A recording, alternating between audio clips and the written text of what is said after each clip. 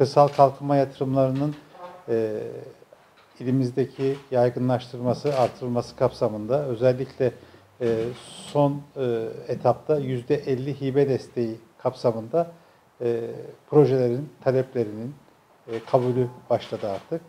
Tarımsal kalkınmanın ancak verimliğe dayalı yatırımların artırılmasıyla mümkün olduğu gerçektir.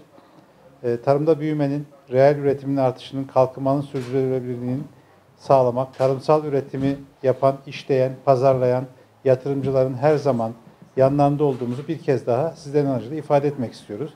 Tabii bu amaçla da bu tür üreticilerimizi desteklemek ve onlara yol göstermek için de tüm ekip arkadaşlarımızla beraber yardımcı olmaya çalışıyoruz.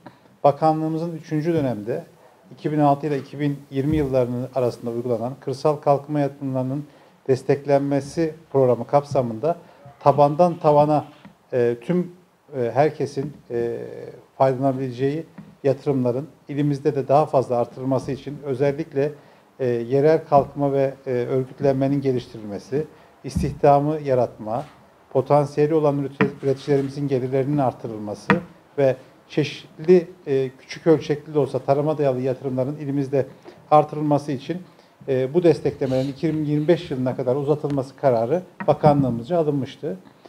İki ayrı kapsam içerisinde bunu değerlendirmemiz gerekiyor. Birinci kapsamımızda destekleme kapsamındaki ana unsurlardan bir tanesi ekonomik yatırımların desteklenmesi.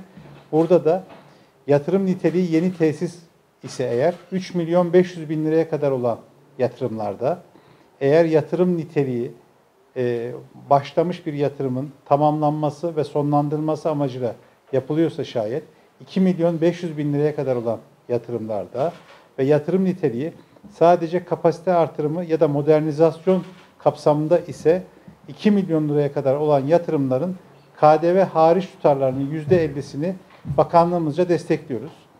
Bu kapsamda hayvancılık tesislerinden mantar üretimine, kırmızı et ya da kanatlı işleyen, parçalayan tesislerden çelik siloya kadar birçok alanda desteklerimiz devam etmekte. Bununla ilgili başvuru süresi 31.10.2021 tarihinde başlamış olup nihai sürede 21.1.2022 tarihinde 23.59 itibariyle sona erecektir. Bir diğer destekleme kısmımız ise ekonomik yatırımların desteklenmesi. Burada da tarımsal amaçlı faaliyet gösteren tüm yatırımcıların desteklenmesi ve ellerindeki alet ekipmanlarının modernize edilmesi amacıyla her bir üreticimize bir adet başvuru olmak üzere 300.000 liraya kadar yapacakları alet ekipman alımlarında %50'ye kadar KDV hariç tutarı destekliyoruz. Yani bu pulluktan taş toplama makinesine, mibzerden romorka kadar olacak tüm alacakları alet ekipmanlarda 300.000 liraya geçmeyecek tutarın, KDV hariç tutarın %50'sini bakanlık tarafından destekleyeceğiz inşallah. Ayrıca küçük aile işletmelerindeki yeni tesis yapımı, yapımına başlanmış ancak yapımı tamamlanmamış olan tesislerin tamamlanabilmesi, kapasitesinin artırılabilmesi amacıyla da ve beraberinde de yeni bir teknolojiye geçeceklerse de 600.000 liraya kadar yapacakları yatırımların KDV hariç tutarının %50'si bakanlığımızca hibe edilecektir. Yine bunlardaki başvuru süresi 31.10.2021 tarihinde başlamış olup 17.12.2021 tarihinde 23.59 itibariyle sonlanacaktır.